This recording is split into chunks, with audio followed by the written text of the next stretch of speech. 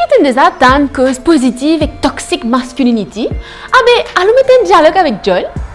John, c'est un créateur de contenu. Il fait beaucoup de vidéos sur la sexualité des hommes, la masculinité positive, quand il vient faire ce petit broto, tout ça là. Et aujourd'hui, il peut expliquer nous un peu qui est ça, la masculinité positive et son importance. Hello John! Salut! Bienvenue dans She For Real. Merci de m'accueillir. C'est même le premier heure. Premier jour! How does it feel? Bah écoute, pression, parce qu'il m'a demandé de représente la nation et la population masculine. Tu peux prendre un peu trop beaucoup l'autre Oui, épaules. parfait, là, allez. Tu es là aujourd'hui parce que nous tous, on te connaît pour celui qui est daring, the content creator who dares to talk about topics that are taboo, surtout au sujet des hommes, parce qu'on parle beaucoup, les femmes ont plus cette ouverture de parler d'elles-mêmes, de trucs de femmes, mais les hommes sont souvent amenés à croire qu'ils ne peuvent pas être vulnérables. Et aujourd'hui, j'aurais aimé que tu nous parles un peu plus sur justement le toxic and positive masculinity, qui était ça en fait.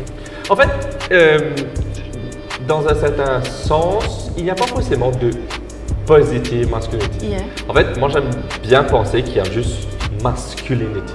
Et le problème, c'est qu'au fil du temps, on a eu une image un peu toxique de la masculinité. Alors que la masculinité in itself is a good thing. It's a good thing to embrace your masculinity and your masculine side as a man.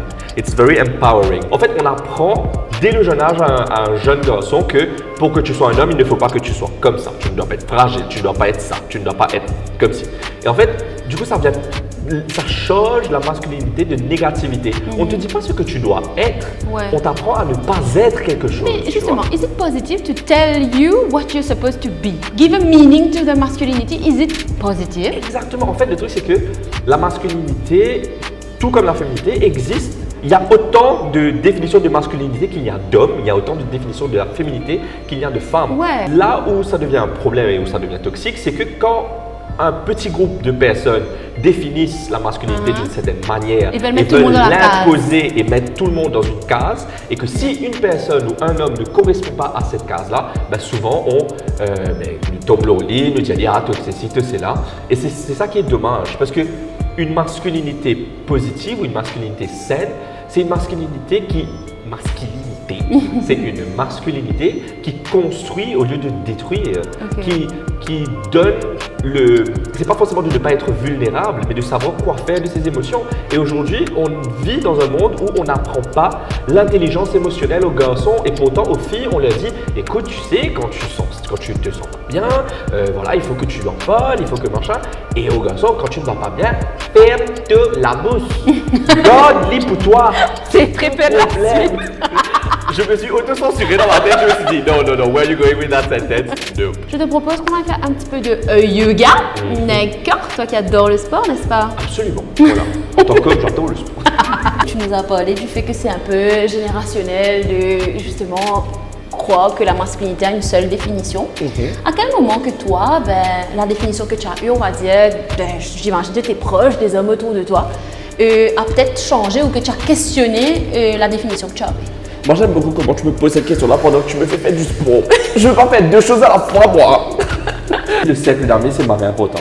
Et quand I found my people, comme si, j'ai réalisé que I was accepted for who I was and not who I was pretending to be.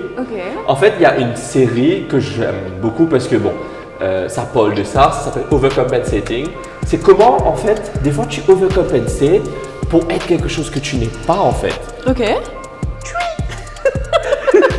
John est son attention span. Non, on va ramener des affaires en même temps. J'ai appris bien vite que there's only one of you, and you cannot be anyone else but you. Et c'est comme ça que je me suis dit, you know what, si ça va être comme ça, il serait temps de questionner les choses autour de moi, questionner une définition de tout.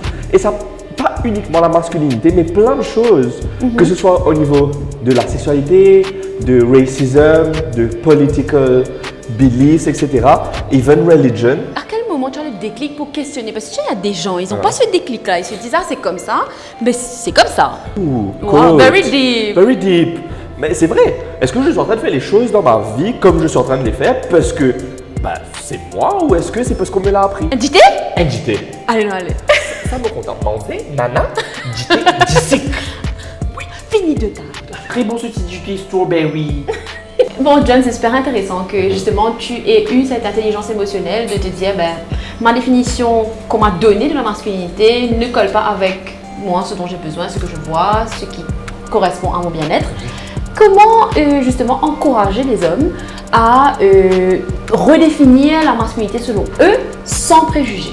Je pense que ça passe premièrement par se questionner soi-même. Sur nos valeurs, sur ce qui nous rend heureux, sur ce qui nous fait être bien et surtout voir autour de nous, est-ce que nous sommes en train de faire plus de bien que de mal?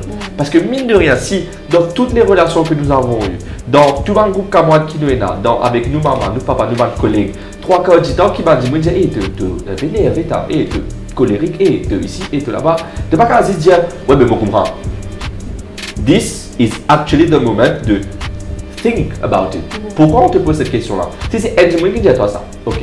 Mais si systématiquement arrive un moment dans chaque relation qui te est là, et une remarque un aspect de toi, c'est peut-être un peu le moment de se remettre en question. Et en parlant de ça, deuxièmement, c'est les gens qui nous entourent. Beaucoup, moi pensez, tous les enfants qui grandissent dans le pays Maurice, ils entendent sa phrase-là, veille de fréquentation. Et honnêtement, c'est le meilleur conseil que mes parents m'ont donné.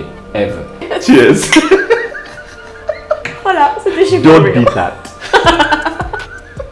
Thank you, John.